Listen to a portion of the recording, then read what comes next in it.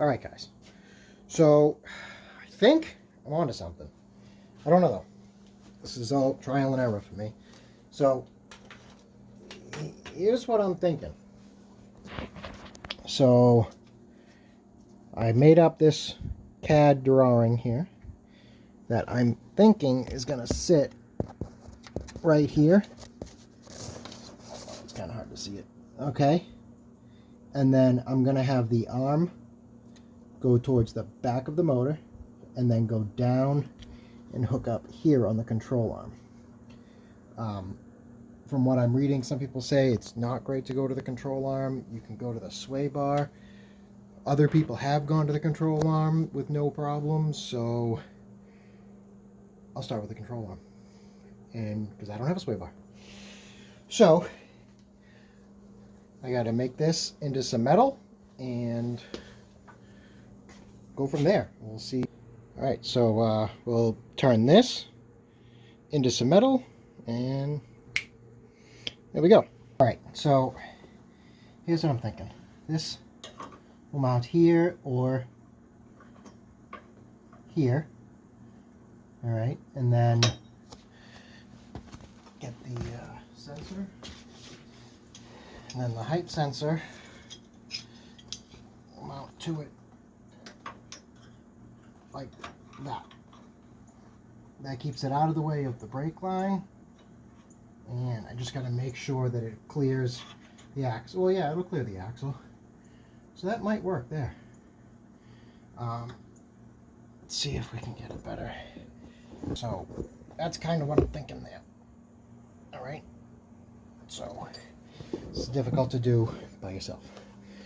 But that's what I'm leaning towards. So, and the other side has a similar hole, and I already checked, and it'll do the same. So I have to turn this bracket into two brackets. And there you go. There's the second bracket. Done. Pretty good welds. Just tigged it up real quick. Not bad. So, gotta paint them and get them installed into the car. So I throw a couple coat of paint on that now, and I may do this tonight, I may not, I don't know, but we'll get some paint on these right now. Alright guys, back in the garage again. I finished up the 3H height sensor brackets for the front. This is what I came up with. All painted up, ready to go. So, get these installed on the car and see if they're going to work. Let's do that now.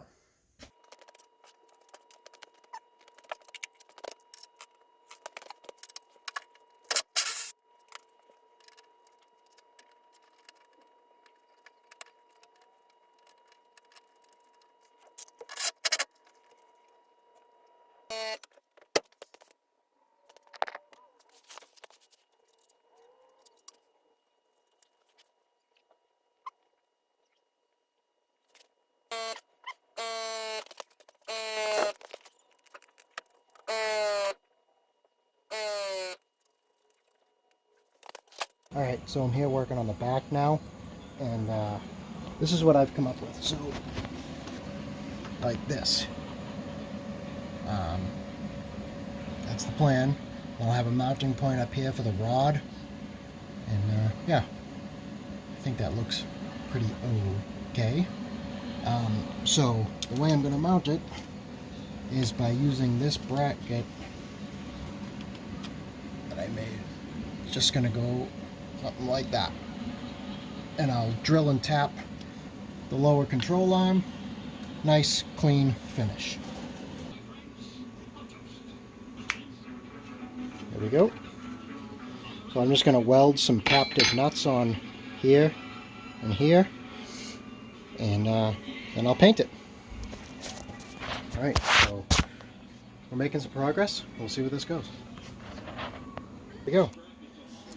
Got some captive nuts welded on here. Not the prettiest, but they will work. So I just got to put a coat of paint on that and then mount them onto the car and then set up all the sensors and everything. So throw a coat of paint on that and we'll go to the next step. Alright guys, about a week later, back in here. trying to get this done, but I got the backs done, mounted, nice and clean bracket, and here's the rod, all good there. And here's the other side, and this is the gauge that they give you to use. So with the car aired out, this is where it sits, and with it aired up, it's in the green. I don't know if that's gonna work or be right, but it's what I got so far, so we'll see if that works, and if it doesn't, then we'll try something else. So I gotta temporarily wire this thing, run all the plugs back to the Airlift's manifold, and go from there. But first I have to fix my rear wheel that I kept on having a slow leak with. So I was able to bring it over to Paul's shop, and he was able to help me get the tire off. I tried doing it myself, but I couldn't do it here. But here is the wheel. So I already pulled the silicone out of it, and it came out in like a rope, like it didn't even stick to the wheel. So I need to scuff this up, I think, a little bit more or something, and try to make the silicone stick. I used silicone that's specifically for aluminum, so I don't know what happened, not sure, but I got to get this back together, get the car wired, and then we'll go from there. All right. Okay, so the GoPro died halfway through, whatever, so I'll explain what I did. When I had checked for leaks, I found out that this valve stem was also leaking. So I had a brand new flush valve stem. So I went ahead and pulled the old one out and went to install it. And it was all rough around here. So I decided to re-polish the entire wheel. And it is not perfect by any means, but it does look good. It'll get by for the rest of this season. And then I'll decide what I'm going to do with these particular wheels. I might be selling them. I'm not sure yet. But anyway, I also roughed up in here with like a 80 grit disc on a whiz wheel. And then I went ahead and just used 100% silicone.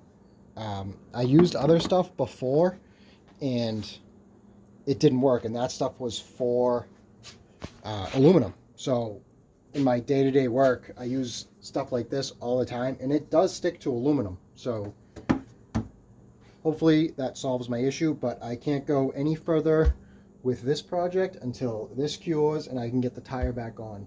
So maybe tomorrow I'll try to get the tire back on and see if it holds air. And if it does, then it goes back on the car, and then we can finally test the Airlift 3H. All right.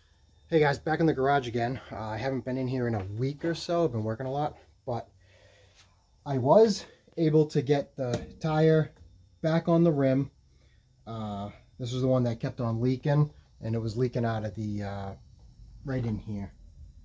So that's all set, I hope. Now, I was actually able to do it on my Harbor Freight fake little tire machine thing that I made. I just used an inner tube like I tried in the video before, but then I added a ratchet strap to the inner tube, and it worked perfect. I got it to set, no problems. So that's done, and I just put new ARP studs on my rear wheel because they were all stripped, but I realized that my rear caliper is leaking fluid all over the ground. So I got to get that, and then we'll get back to it. All right, bye. All right, back in the garage again. Finally, I want to wrap up this 3H air install. It's been like a month since I've been out here working on this car. I really want to wrap this up and hopefully get a chance to take it out before winter hits us hard up here in the Northeast. All I got to do is run these wires. I'm going to temporarily attach them for now. I got to go one from the manifold to each wheel. So I'll knock that out, and we'll see what happens when I run the calibration and get all that set. So I'm gonna get to it. All right, I've got all the sensors temporarily wired. As you can see, I just have the wires coming down the side of the car and very crudely ran in and out. compressor's still running. My battery's a little low, so it's going in and out. But I just want to show you guys how it works in the back and in the front. So